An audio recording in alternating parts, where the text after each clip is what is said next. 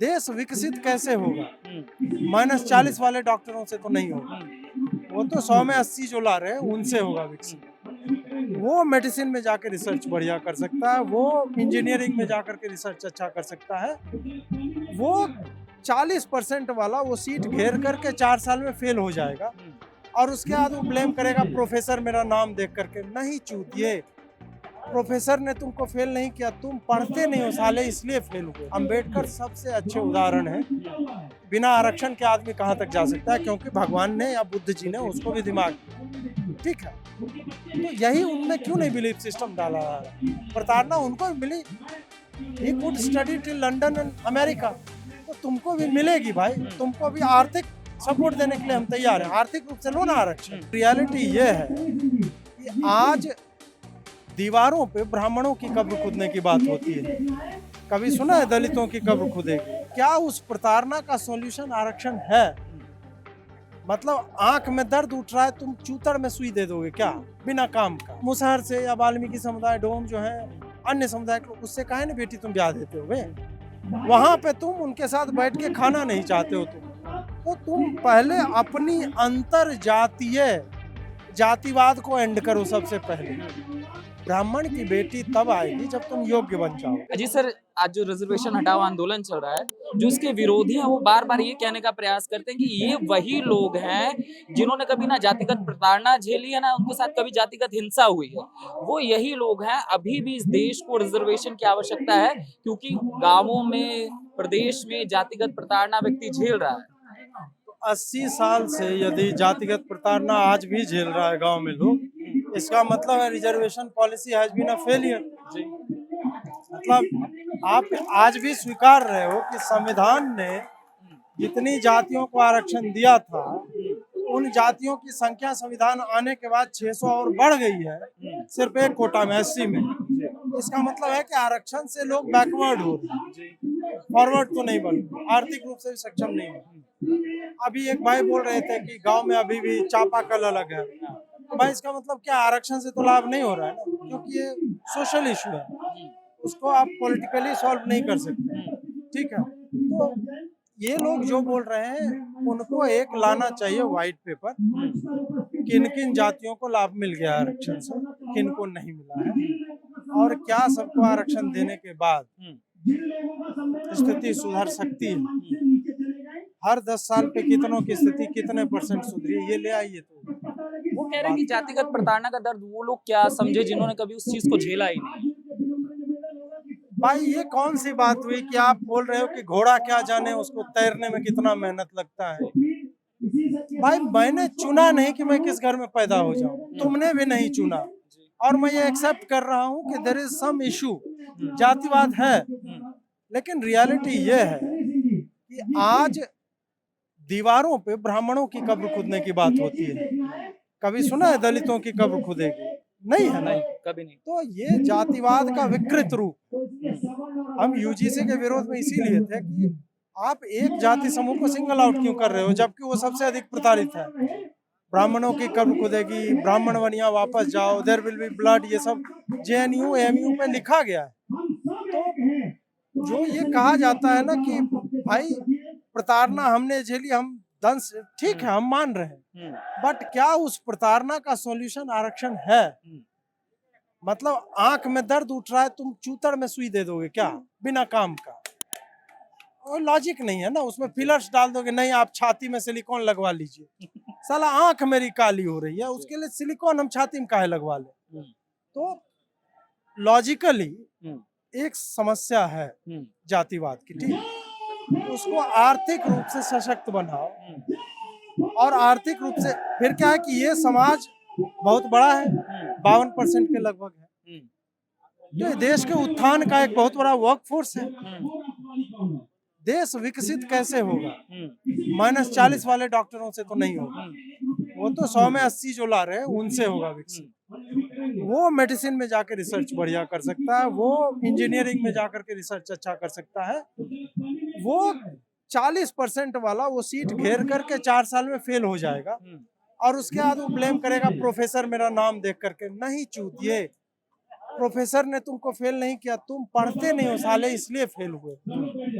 मैं पूरे समूह को नहीं बोल रहा, मैं उस व्यक्ति को बोल रहा हूँ जो इस तरह के 2 कौड़ी के लॉजिक लेकर के आता है। तो आप मेहनत करो यार, परिश्रम करो, अपना स्वाभिमान जगाओ कि you have that kind of brain. सबसे अच्छा उदाहरण तो अंबेडकर है, दलित है ना, और कितनी पढ़ाई उन्होंने कर ली, ज्ञानी व्यक्ति हो गए। उनको तो आरक्षण नहीं मिला ना, उनको आरक्षण नहीं मिला, उनका पानी भी एक्चुअल में रोका जाता था, फिर भी वो बंदा पढ़ा लिखा कहाँ तक पहुंचा। तो वो बिना आरक्षण के, और उसको ब्राह्मणों ने ही आगे बढ़ाया, राजपूतों ने ही आगे बढ़ाया, उसको स्कॉलरशिप देकर लंदन भेजा। तो भाई हेट्रेड होता तो दे कुड हैव सेड क्या साले ये लोग पढ़ेंगे, बट ये ना मेरा बेटा पढ़ेगा, ऐसा नहीं किया। तो जब अंबेडकर जी आर्थिक सपोर्ट लेकर के लंदन तक पहुंचे, और brilliant individual till last few years of his life, बहुत बढ़िया विचारक है। बाद में वो हिंदू विरोधी थोड़ा सा अलग लाइन पे चले गए, पर ठीक है, आदमी नेहरू गांधी आगे बढ़ रहे थे तो उनको थोड़ा लगा कि हमको नहीं मिला है उतना, तो इस कारण थोड़ा सा, बट स्टिल अंबेडकर सबसे अच्छे उदाहरण है। बिना आरक्षण के आदमी कहाँ तक जा सकता है, क्योंकि भगवान ने या बुद्ध जी ने उसको भी दिमाग दिया, ठीक है। तो यही उनमें क्यों नहीं बिलीफ सिस्टम डाला है, प्रताड़ना उनको भी मिली, he could study till London and America, तो तुमको भी मिलेगी भाई, तुमको भी आर्थिक सपोर्ट देने के लिए हम तैयार हैं, आर्थिक रूप से लो ना आरक्षण। मैं कुछ लोग स्टेज से खड़े होकर कहते हैं कि ब्राह्मणों की बेटियां दे दी जाए तब होगा सारा न्याय, तभी आएगा, इस तरीके की बातें करी। पोर्नोग्राफी में एक जॉनरा होता है इंटर रेशियल पॉर्न का, ब्लैक मेल और वाइट फीमेल। ये तब आया था जब ब्लैक्स को वाइट फीमेल पॉपुलेशन को ह्यूमिलिएट करना अमेरिका में, और एक बदला टाइप का ये बिहेवियर था कि ये परवर्जन। फीमेल क्या होता है ना कि मैं ऑब्जेक्टिफाई नहीं कर रहा हूँ, परंतु प्रैक्टिकलिटी यही है कि हम अपने बहन की, अपने माँ की, बेटियों की रक्षा करना चाहते हैं।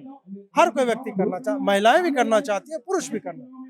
पुरुष आउट गोइंग होता है, बाहर में अधिक दिखता है, इस कारण से उसके ऊपर ये दायित्व अधिक आता है। तो वो आप संपत्ति की तरह मत देखो, मेरा बेटा रहेगा तो भी मैं करूंगा, बट मेरे बेटे के साथ रेप होने की संभावना कम है, बेटी के साथ हो सकता है।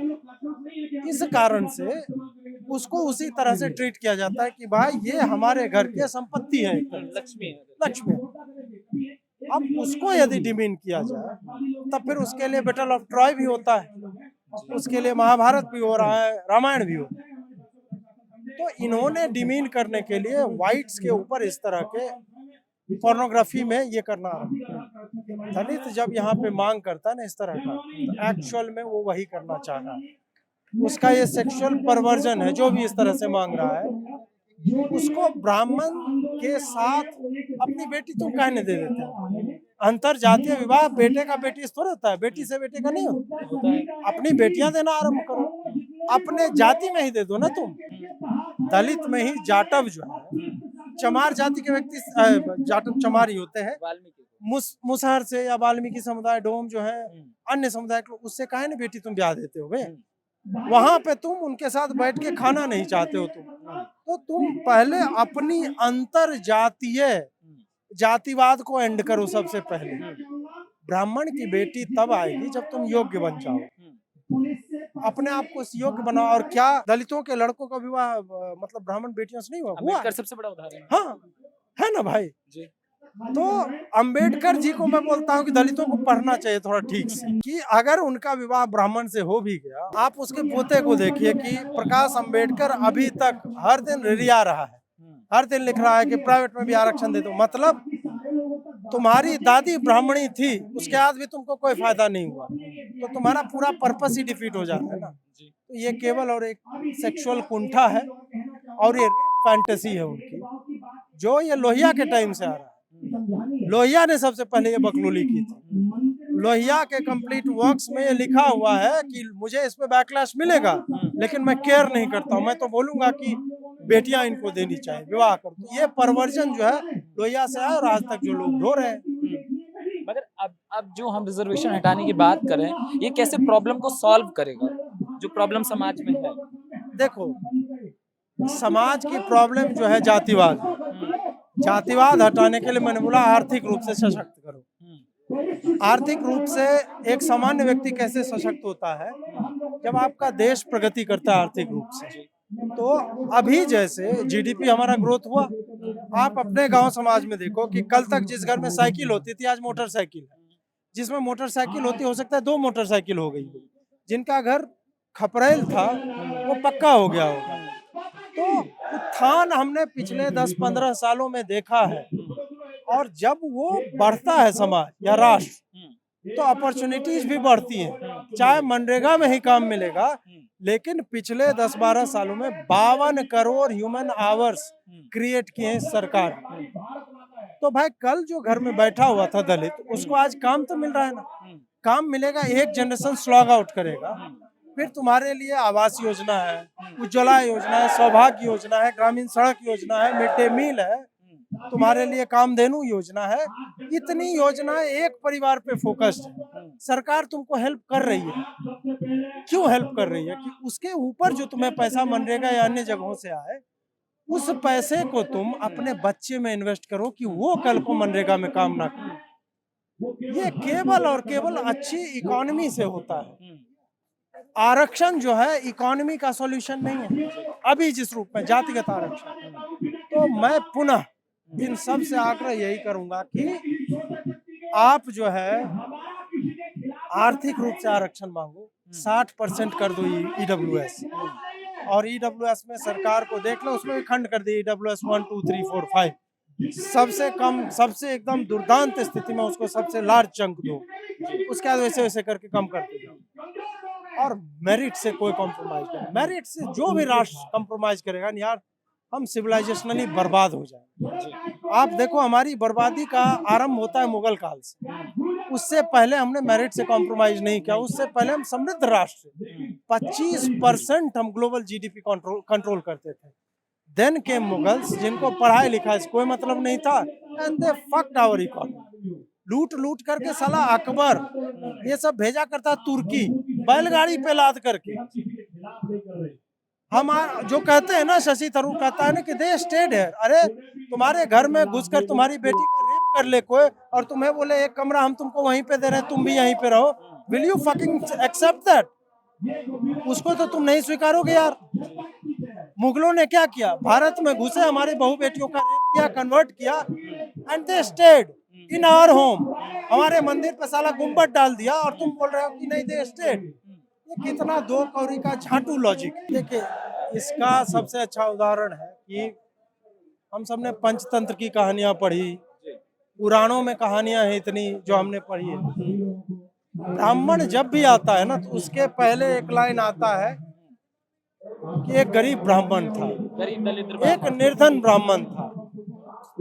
वो बताता है, देखिए साहित्य समाज का दर्पण है। क्यों बोला जाए कि हिस्ट्री तो चलो एक्चुअल एविडेंस होता है, बट साहित्य में समाज की वास्तविकताओं को दूसरे तरह से चित्रित किया जाता है। तो साहित्य में जब कोई ब्राह्मण बड़ा था ही नहीं यार, चाणक्य चाहते तो खुद नहीं बन जाते राजा, और उन्होंने चंद्रगुप्त मौर्य के जाने के बाद बिंदुसार को देखा, फिर बन जाते कुछ दिन के लिए, नहीं बने। पल्लव राजवंश, तोमर राजवंश, काकातीय, कुषाण, मतलब इतने राजवंश हैं जो अभी यादवों के राजवंश रहे हैं। सातवाहन जो है संभवतः धोबी समाज होता है, पता नहीं कौन सा समाज होता है, वो भी जो आज के समय में सब ओबीसी में आते हैं। तो इन लोगों की स्थिति बहुत अच्छी जो है रही है, और आज समहाव मतलब ऐसी स्थिति में अपने आप को देख रहे हैं कि वो सर्टिफिकेट लगवाने के लिए दौड़ रहे हैं। जैसे लास्ट सवाल, आरक्षण जो हम कह रहे हैं कि रिफॉर्म के बाद हमने देखा है प्रीवियस में भी इस तरीके के आंदोलन हुए। वीपी सिंह के समय भी हम बात करें तो इस तरीके के आंदोलन इलाहाबाद यूनिवर्सिटी में जो हुआ था सबने देखा। आज भी हम देख रहे हैं 2024 में एक रूमर, एक अफवाह उड़ती है कि अगर भाजपा के 400 पार आ गए तो रिजर्वेशन खत्म हो जाएगा। भाजपा किस तरीके से खत्म होने लग जाती है और रिजल्ट किस तरीके से आता है सबने देखा। तो कोई सरकार इस चीज को हाथ कैसे लगाएगा, क्योंकि ये तो छुआछूत की तरह ही हो चुका है। तो हमने कहाँ कहा सरकार को कि तुम दलितों का आरक्षण समाप्त कर दो। हम केवल बोल रहे हैं जो महादलित है, जो मुसहर समाज का है, जो डोम है, वाल्मीकि है, उसको आरक्षण दो यार तुम। हम कह रहे हैं मीणा को हटाओ आरक्षण से, या उसका लिमिट कर दो, 1% करो उसको। हम कह रहे हैं यादव जाट गुर्जर क्यों ले रहे हैं आरक्षण, ओबीसी का एक लार्जेस्ट चंक, उनको कम करो। हम बोल रहे हैं कोटा विद इन कोटा लाओ सबसे पहले, वो जब तक, और हर 5 साल पे समीक्षा करो इसकी कि किस समाज को अब आवश्यकता है। हम नहीं बोल रहे हैं कि आप फ्लिप द स्विच, हम बोल रहे हैं समीक्षा कीजिए, बताइए कि किसको लाभ पहुंच रहा है, और उसके बाद we will talk about it. Eventually खत्म हो जाएगा, कट ऑफ सबका सेम आ जाएगा। तो हम ये बोल रहे हैं, मेरिट बोल दो कि अभी आप मेरिट इक्वल नहीं कर सकते हो, तो आप मेरिट जो है आप 70% मान लीजिए आ रहा है कट ऑफ सवर्णों का या सामान्य जाति का, आप 60% बाकियों का कर दो, -40 मत करो यार, 10% मत करो यार। इसमें कह रहे हैं कि हमारा बच्चा डॉक्टर बन रहा है, कुछ लोगों को तकलीफ हो नहीं बन रहा है ना आपका बेटा डॉक्टर, आपका बेटा हॉस्पिटल में जहां डॉक्टरी पढ़ाई जाती है उस कुर्सी पे खाली बैठ रहा है। किसी दलित का बेटा -40 में डॉक्टर नहीं बन सकता। डॉक्टरी के लिए लाइसेंस चाहिए, उसके लिए परीक्षाएं पास करनी होती है। एडमिशन में आपको आरक्षण मिल जाएगा, परीक्षा पास करने में मतलब कैसे मिलेगा? और आप एक खराब डॉक्टर हो, कोई नहीं दिखाने जाएगा। यही दलित, मैं तो बोलता हूँ जितने कोटा वाले हैं जो जहाँ पे भी जॉब कर रहे हैं, सब अपने ब्रैकेट में लिखें डॉक्टर फलाना फलाना कोटा, SC कोटा। देख लो तुम्हारा बिजनेस कितना बढ़िया चलता है, देख लो तुम्हारे अपने समाज के लोग नहीं आए। अब इस आंदोलन से क्या प्रभाव पड़ेगा समाज में? प्रभाव सरकार को दिखेगा कि 4 लोग तो नहीं आ रहे हैं। दिखने वाले में हम भी थे कुछ। हाँ, कम से कम 8-10 लोग आ गए हैं, आपने 4 बोला था। एक तो यह भीड़ उनको दिख जाएगी, दूसरी यह कि आने वाले समय में हो सकता है सब लोग बैठेंगे, तय करेंगे कि इसको आगे हम कैसे ले जाएं। तो उसमें हो सकता है अगर किसी को लगे कि एक पॉलिटिकल मूवमेंट चालू करना है, किसी को विधायकी का चुनाव लड़ना हो, तो भाई लड़े, वो केवल इन्हीं मुद्दों पे लड़े कि हमारा यही है। बाकी सड़क वड़क हम नहीं बनवाएंगे, बन गई बहुत सड़क। हम आरक्षण की समाप्ति के लिए लड़ रहे हैं, हम इन बिंदुओं पर बात करेंगे और हमें आप भेजो, हम आपके आज उठेंगे। हमें बस इतना ही। बहुत बहुत धन्यवाद सर, थैंक यू।